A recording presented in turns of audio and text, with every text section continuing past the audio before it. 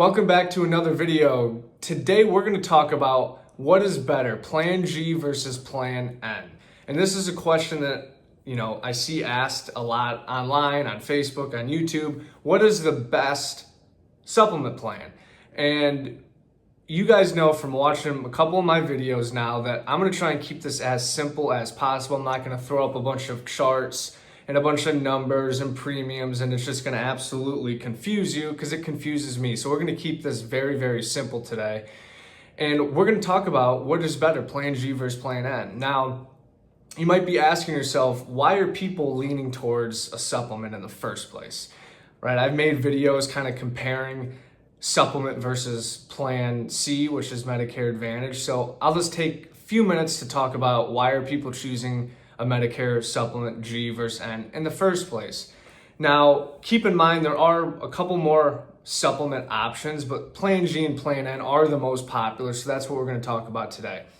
So why would anyone want a supplement in the first place? Well, number one, it's going to be your extremely vast network.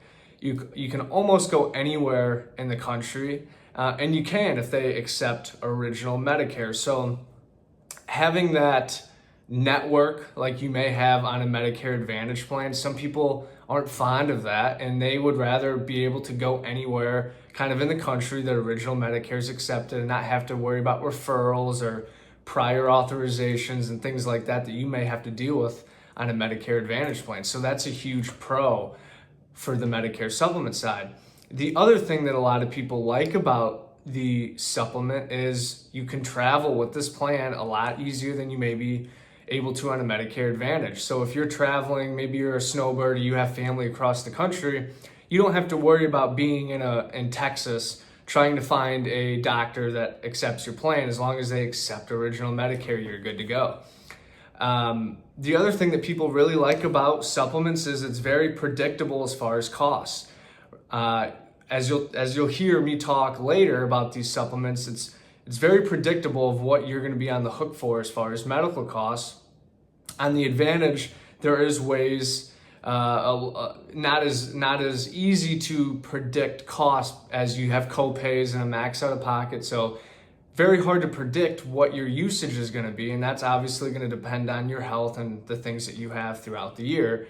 And so those are a few major pros of why people choose a Medicare supplement to begin with.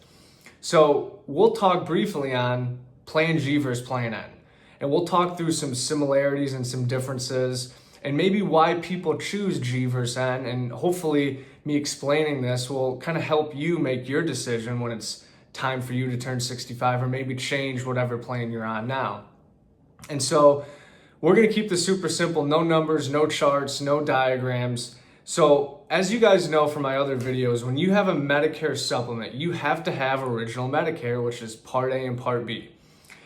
Now, whatever supplement you're on, you will have to have, or you will be subject to that Part B deductible of $257 in 2025. And you're going to have that $257 deductible on G or N.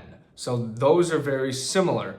Now, some major differences with G and N is, unlike G, when we just have a $257 deductible, once that's met, our medical is covered at 100%.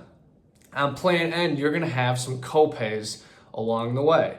On Plan N, you're going to have a $20 doctor visit copay, $50 for emergency room copay if you're not admitted, and then you will have potential Part B excess charges.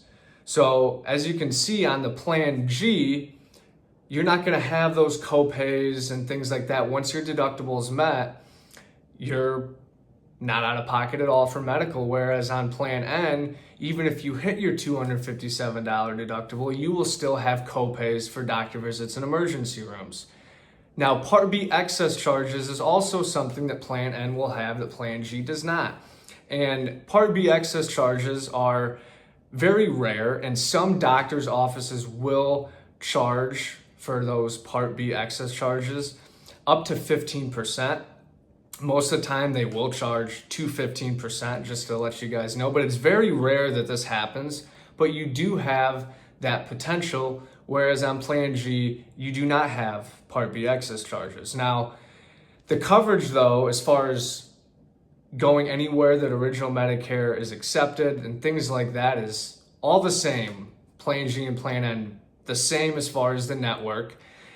And a Plan G with a different company is the same coverage, same with Plan N. If you have Plan N with X company versus Y company, the coverage is exactly the same. Does not matter on the carrier.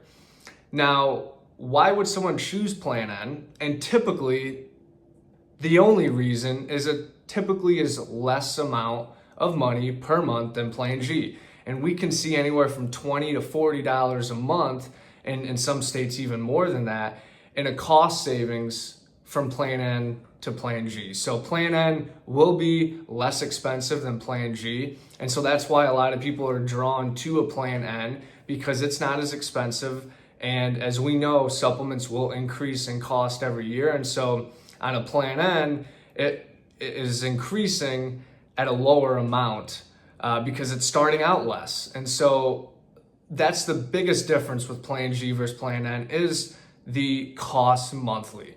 And Plan G, if it starts a little bit higher, obviously your increases, while they may be the same increase as a Plan N, you're still going to be paying more on a Plan G. And so that's why people might gravitate more towards Plan N. Some people are going to gravitate more towards Plan G because they don't want to have to pay copays. They don't want to have potential excess charges. And so it's a little bit more predictable on Plan G versus Plan N. And so that's typically a personal preference as far as what you're comfortable with. Now, there's not a good or bad pick. Plan G and Plan N both are extremely good plans. It just comes down to what your preference is. So if you choose a Plan N, you're not making a bad decision. If you choose a Plan G, you're not making a bad decision. They're both really good plans. It's just really going to come down to, like I said, what you're comfortable with as far as your budget, as far as premium, as far as maybe paying a few more copays and having a little bit more out of pocket than you might on a Plan G. And so that's the difference. So I hope that this helped you guys kind of determine what might be the best fit for you between Plan G and Plan N. Like I said, if you guys need any help looking at these types of plans in your area, we also work with a lot of different carriers for both Plan G and Plan N. And we can not only find you, also can take a look at and see what these increases are with certain carriers year to year and help you find a plan that's going to suit you the best long term. So if you guys have any questions, please comment down below or share this with someone that you know needs to hear this. And like I said, if you guys need any one-on-one help and want to reach out to me, I'd be happy to help. My consultations are 100% free, not going to cost you extra to go through a broker like myself. So I appreciate you guys taking the time. If you have questions, please let me know.